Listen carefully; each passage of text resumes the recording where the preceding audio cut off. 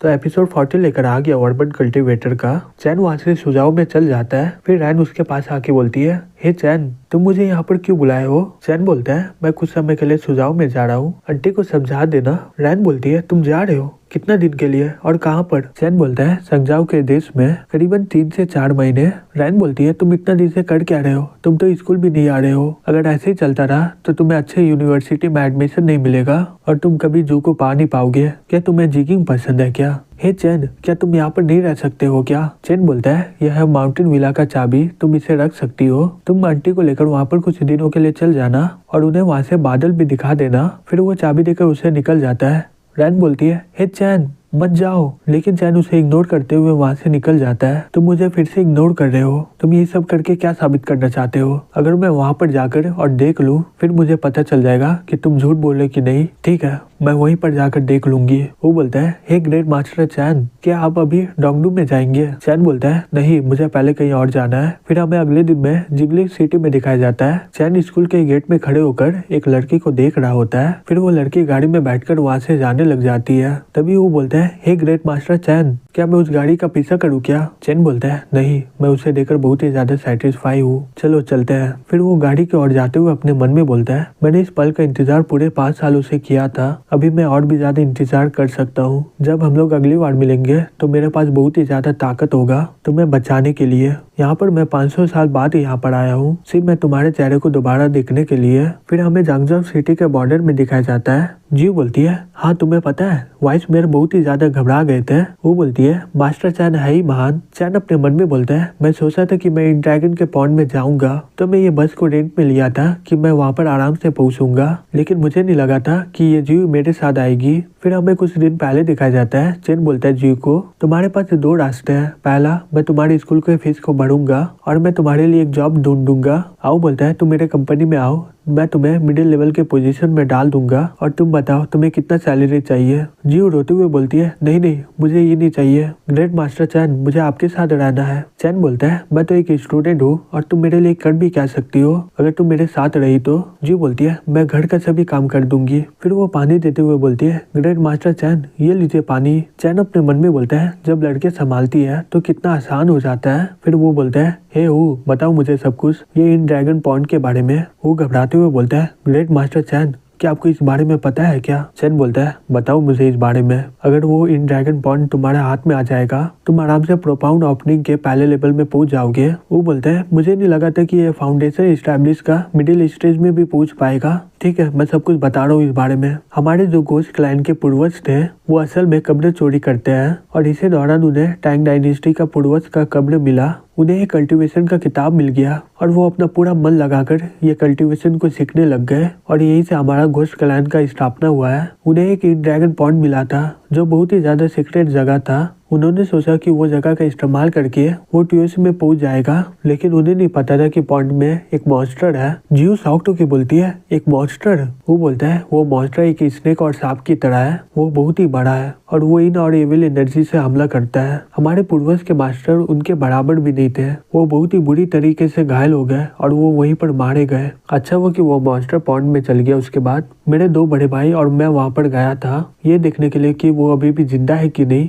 लेकिन हम लोग बहुत ही मुश्किल से कुछ ही पत्थर जमा कर पाए थे। ग्रेट मास्टर चैन, मैं सही बोलूँ तो मैं आपसे झूठ नहीं बोलना चाह रहा था, लेकिन मुझे लग रहा था कि आप मेरा विश्वास नहीं करोगे। जीव बोलती है, वो मॉन्स्टर करीबन 100 साल का होगा। अगर वो अभी तक जिंदा हुआ तो ऐसा हो ही नहीं सकता कि कोई इतना समय तक जिंदा रहे। चैन बोलता है, वो कोई ड्रैगन नहीं है, वो एक ईंट स्नेक है। ठीक है, मैं तुम्हें बताता हूँ। एक रियल ड्रैगन हवा और पानी को समन कर सकता है, वो बादलों में उड़ता है और वो स्वर्ग में रहता है। वो बोलता है, ग्रेट मास्टर चैन, आपको इस बारे में पता है? चैन बोलता है, बेशक, एक छोटा सा इन स्नेक से तुम डर रहे हो। फिर वो अपने मन में बोलता है, अभी मैं मिडिल स्टेज के फाउंडेशन एस्टैब्लिशमेंट में हूँ, इन स्नेक से लड़ने में बहुत ही मुश्किल होगा। अभी मुझे मिडिल स्टेज में पहुंचना होगा और इमॉर्टल आर्ट का इस्तेमाल करना होगा, या फिर इसमें मैं ताकतवर मैजिक को जोड़ सकता हूँ। फिर वो बोलता है, क्या ये जगह में कोई कल्टीवेशन करने का जगह है क्या यहाँ पर, जहाँ पर हम लोग आराम से कल्टीवेशन के लिए मटेरियल खरीद सकते हैं? वो बोलता है, जांगजाओ सिटी में एक मटेरियल का गैदरिंग होने वाला है, वो यहाँ से ज्यादा दूर नहीं है।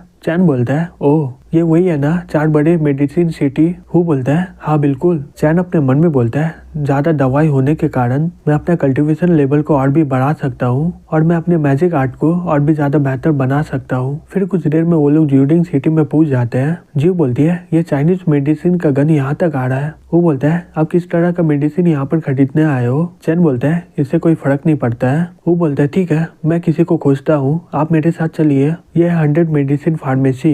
तभी कुछ लड़के उसका स्वागत करते हुए बोलती है आपका स्वागत है, मैं आपके लिए क्या कर सकती हूँ? वो बोलता है जाओ अपने मास्टर को बाहर में बुलाओ, उन्हें बोलना कि वो यहाँ पर आया है। वो लड़की बोलती है आप यहीं पर इंतजार करिए, मैं जाकर बुलाती हूँ उन्हें। वो बोलता है ग्रेट मास्टर चैन आप यहीं पर बैठिए। जीव बोलती है सही में ये फार्मेसी बहुत ही बड़ा है। तभी वहाँ पर एक आदमी आके बोलता है ओह ग्रेट मास्टर हूँ, आप यहाँ पर आए हो, आप मेरे बॉस को बोलते पहले तो मैं आपके स्वागत के लिए वहाँ पर पहुँच जाता। जीव शॉक्ट होकर अपने मन में बोलती है ये ग्रेट मास्टर ऊ है। वो बोलता है हम लोग यहाँ पर कुछ दवाई खरीदने आए हैं। वो आदमी बोलता है मैं सही बोलूँ तो कुछ समय पहले एक लड़की ज्यूडिंग सिटी का सभी दवाई को खरीद ली है, अब हमारे पास 50 साल और 100 साल का भी दवाई नहीं बचा। वो बोलता है ये पागल लड़की है कौन? जीव बोलती है वो सब ले ली और इसका कितना पैसा लगा होगा? वो आदमी बोलता है वो लड़की कोई बड़े फैमिली की है गैंग आइलैंड से और मुझे इसके बारे में कुछ और पता नहीं है। फिर वो चैन को गुस्से में देखकर बहुत ही ज्यादा डर जाता है। फिर वो उस आदमी को जाकर बोलता है तो तुम कहना चाहते हो कि ये पूरे ज्यूडिंग सिटी में कोई भी दवाई नहीं बचा है? वो आदमी बोलता है यहाँ पर एक सीक्रेट मार्केट है जहाँ पर आपको सभी दवाई मिल जाएगा।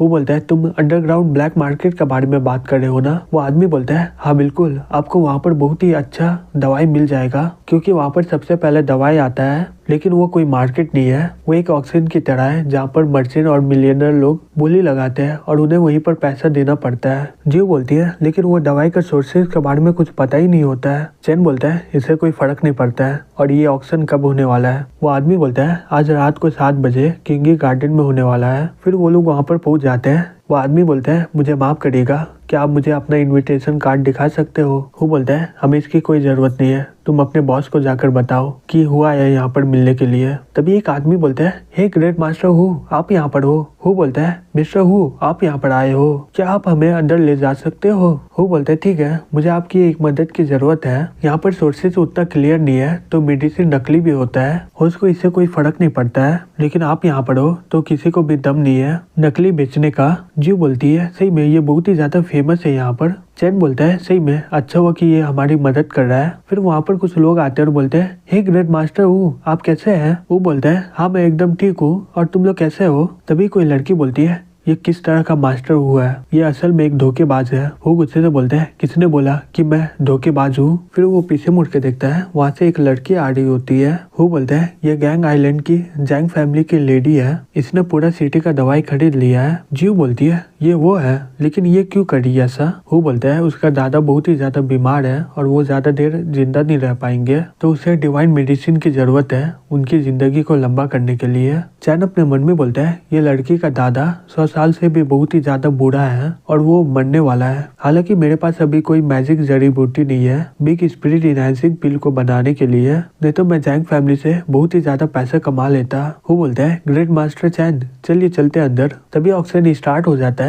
होस्ट बोलता है ये 130 साल पुराना गिनसिंग रूट है और इसका वजन है 127 ग्राम और इसका प्राइस रखा गया है 3 मिलियन। तभी जैंग खड़ी होकर बोलती है 17 मिलियन। ये देखकर सभी लोग शॉक्ड हो जाते और बोलते हैं ये तो बहुत ही अमीर है। दूसरा आदमी बोलता है इसे परेशान मत करो, हमें इससे लड़ना नहीं चाहिए। होस्ट बोलता है ठीक है, सबको अपना आंखें को थाम के बैठ जाओ। फिर वो दूसरा मेडिसिन को दिखा देता है। ये देखकर सभी लोग शॉक्ड हो जाते और बोलते हैं अब ये क्या है, मैंने ऐसा पहले कभी देखा नहीं है, क्या ये कोई चाइनीज मेडिसिन है क्या? वो बोलता है हे ग्रेट मास्टर चैन क्या आपको पता है ये क्या है? चैन बोलता है नहीं, लेकिन इसका स्पिरिट एनर्जी बहुत ही ज्यादा है। प्राचीन के गिनसेंग के मुताबिक ये 10 गुना ज्यादा मोटा है। ये एक पक्का जादुई जड़ी बूटी है, इसे आधा जादुई जड़ी बूटी भी बोला जाता है। वो बोलता है क्या आधा जड़ी बूटी वाला दवाई?